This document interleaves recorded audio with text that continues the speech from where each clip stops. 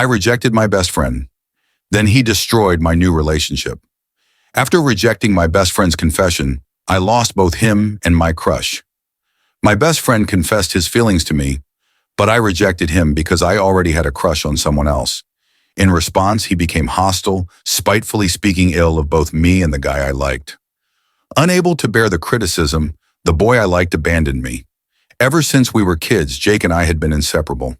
We met in elementary school, bonding over our mutual dislike for the cafeteria's mystery meat, and from there, a friendship blossomed that seemed unbreakable. We shared secrets, homework answers, and countless inside jokes. As we entered high school, our worlds grew larger, but our bond remained solid, or so I thought. Jake was the kind of friend everyone wished they had. He was reliable, funny, and always there when you needed him. So when he asked me to meet up at our favorite local diner one chilly evening in October, I didn't think much of it. It was our go-to spot for celebrating good grades, nursing broken hearts, and plotting future adventures. That night, I figured he wanted to talk about his latest video game obsession or maybe vent about his parents, who were on his case again about college applications. But as I slid into the booth across from him, something felt off. Jake was nervous, fidgeting with the napkin dispenser, avoiding eye contact. I teased him, asking if he'd finally decided to confess his undying love for Mrs. Peterson, our eccentric but endearing English teacher. He gave a half-hearted chuckle but quickly grew serious again. The casual chit-chat felt heavier as we danced around the usual topics. Finally, Jake blurted out that he needed to tell me something important. I leaned in, expecting another one of his grand plans for a summer road trip or maybe a complaint about his younger sister. What he said next, though, left me speechless. Jake confessed that he had feelings for me, not just the kind of fleeting crushes we laughed about over the years, but real, deep feelings.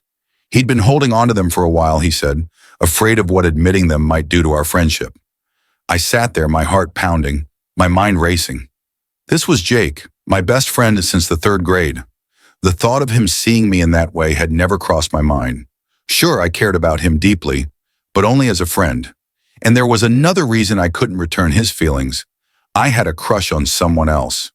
A guy from my art class named Tyler, who was 20 and had the most amazing talent for photography. Rejecting Jake was one of the hardest things I've ever had to do. I tried to let him down gently, explaining my feelings for Tyler and how I didn't want to ruin the special friendship Jake and I shared. But as the words left my mouth, I saw the hurt flash across his face, quickly masked by a forced smile and a shrug. We left the diner that night with a promise to remain friends, but the air between us had shifted. I couldn't shake the feeling that everything was about to change, and not for the better. Little did I know that conversation would be the turning point, marking the end of our friendship as we knew it. In the days following Jake's confession and my subsequent rejection, I noticed a subtle but unmistakable shift in our dynamic. At first, Jake tried to act like nothing had changed, keeping up his usual banter and meeting me for our routine hangouts. However, the effortless ease that once defined our friendship was replaced by a tense undercurrent of awkwardness that neither of us could ignore. I threw myself into my art class, finding solace in my sketches and the company of Tyler, whose presence became increasingly comforting. Tyler, with his quiet confidence and shared love for the arts, was a stark contrast to the complicated situation with Jake. As my feelings for Tyler grew, so did my guilt over Jake. I was caught between the burgeoning possibility of something new and the deterioration of something once solid. Meanwhile, Jake's hurt began to manifest in ways I hadn't anticipated. It started with small digs, veiled as jokes, about Tyler's age and his artistic ambitions. I tried to brush them off, attributing them to Jake's struggle to adjust to our new normal. But as the weeks passed, his comments grew more pointed, and I learned from mutual friends that Jake was spreading rumors about Tyler and me. He painted me as someone who led him on, only to discard him for someone else. The tipping point came when I confronted Jake about the rumors. He denied everything at first, but as I pressed, insisting that our friends wouldn't lie about such things, he exploded. He accused me of being insensitive to his feelings, of not considering how hard it was for him to see me with Tyler. The conversation ended in a heated argument, with both of us saying things we couldn't take back. Jake stormed off, leaving me standing alone feeling a mix of anger, sadness, and an overwhelming sense of loss. In the aftermath, our friendship group became polarized. Some sided with Jake, believing I had been unfair to him, while others stood by me, upset by how he was handling his hurt. The division made social gatherings awkward, and I found myself withdrawing, spending more time with Tyler and less with the group I had grown up with. Tyler, for his part, was supportive, but understandably frustrated by the drama. He hadn't signed up for a high school feud, and the tension began to affect our budding relationship. I found myself defending him constantly, trying to dispel the lies Jake had spread, all while navigating my own tangled emotions. The strain was palpable, and I couldn't shake the feeling that I was to blame for the unraveling of my once unbreakable bond with Jake. As the weeks turned into months, the situation didn't improve. Jake's behavior became more erratic, his hostility more pronounced. Attempts at reconciliation fell flat, with Jake shutting down any effort I made to mend our friendship. It was as if the rejection had flipped a switch in him, turning the once kind-hearted and loyal friend into someone I hardly recognized. Caught in this storm of emotions and conflict, I struggled to find my footing. My grades began to suffer, my artwork lost its joy, and the shadow of my fractured friendship with Jake loomed large over everything. The realization that I might never get my friend back was a bitter pill to swallow, compounded by the fear of losing Tyler too, to the chaos Jake had created. In the heart of the turmoil, a rumor that Jake had started about me being a two-timer, an insinuation that I was leading multiple guys on, was the final straw. The phrase, so juvenile yet laden with judgment, spread through our circle with surprising speed, tainting the image I had worked so hard to maintain as someone straightforward and sincere. Confronting Jake about this particular rumor was harder than anything I'd faced before. The air between us crackled with tension as I approached him, my heart hammering against my ribcage, anger and hurt battling for dominance. The accusation was not just a blow to my reputation. It felt like a direct attack on my character, and from someone who had known me better than anyone else. "Jake, we need to talk," I said, trying to keep my voice steady, despite the storm of emotions brewing inside me. "About what?" he asked, though the guilty shift in his gaze told me he knew exactly what the issue was. "About what you've been saying about me being a two-timer." I spat the words out like they were poison. "You know that's not true.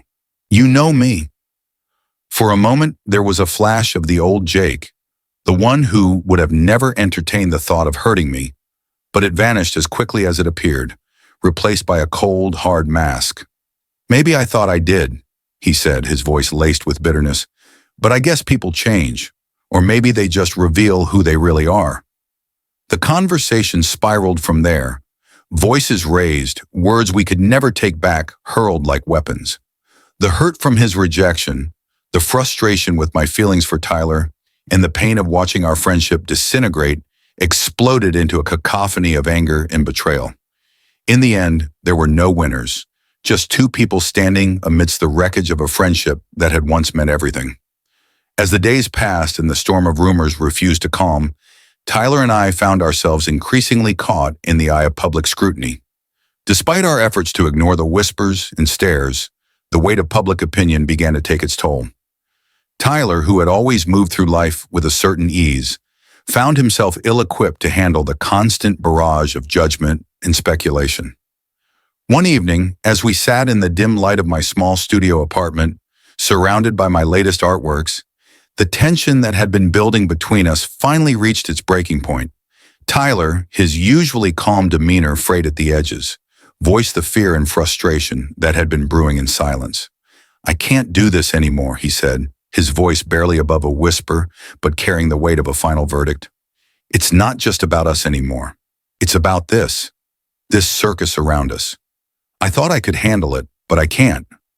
I tried to reach out to him, to bridge the gap that had suddenly yawned wide open between us, but my words felt hollow even to my own ears. The rumors, Jake's spiteful campaign, had poisoned what was pure and beautiful between us, turning it into something fraught and fragile. "It's not true, any of it. You know me, Tyler. You know who I am," I pleaded, desperation threading through my voice. But doubt once planted is a difficult thing to eradicate. Tyler looked at me, and in his eyes I saw the struggle. The desire to believe battling the weariness of constant defense. "I know," he said, and in those two words was a world of sorrow. "But knowing isn't enough. It's like we're fighting ghosts. Your past, the rumors, the looks. I'm tired and I just can't." With that, he stood up, and with every step he took away from me, the future I had envisioned with him crumbled into dust. I watched him leave, a part of me screaming to run after him, to fight for us, but another part, exhausted and resigned, held me back. In the aftermath of Tyler's departure, I found myself adrift. The art that had once been my refuge now echoed the emptiness I felt inside. The canvases remained blank, mirroring the void where inspiration used to flourish. I had lost Jake, my best friend, because of a truth I had stood by, and now I had lost Tyler, the one I loved, to lies I had no control over. The journey from that point was slow and solitary. I learned to find solace in the silence, to appreciate the solitude that allowed me to reflect and heal. My art evolved, no longer just an escape, but a way to process and express the myriad emotions that the ordeal had stirred within me. As the final chapter of this turbulent period of my life came to a close, I found myself alone, grappling with a pain so profound it threatened to consume me entirely. Tyler's departure had left a void in my life that seemed insurmountable, a constant reminder of the cost of truth and the destructive power of rumors. The absence of his presence, once a source of joy and inspiration, now felt like a wound that refused to heal. The studio apartment, once filled with laughter and the promise of shared dreams, echoed with the silence of loss. My art, a reflection of my inner turmoil, became darker, the strokes on the canvas more frantic, as if trying to exorcise the demons of betrayal and abandonment. In the depths of my despair, I reached out, seeking solace in the shared wisdom of others who had navigated the treacherous waters of heartbreak and emerged on the other side. I poured my heart out on forums, in letters to unseen friends, and in late-night conversations with anyone who would listen. The question that burned within me was simple yet profound. How do you move forward when the past clings to you like a shadow? And so I stand at the crossroads of my own making, drowning in a pain that is both a burden and a teacher. I reach out to you, to anyone who has felt the sting of betrayal, the ache of lost love, and the weight of a world turned upside down. How did you find your way back to the surface? How did you learn to breathe again, to find joy in the sunrise, to see beauty in the broken? Finally, I want to extend my sincerest thanks to all of you who have taken the time to share your stories. Please continue to journey with us, share your experiences, and together, let's create memorable moments.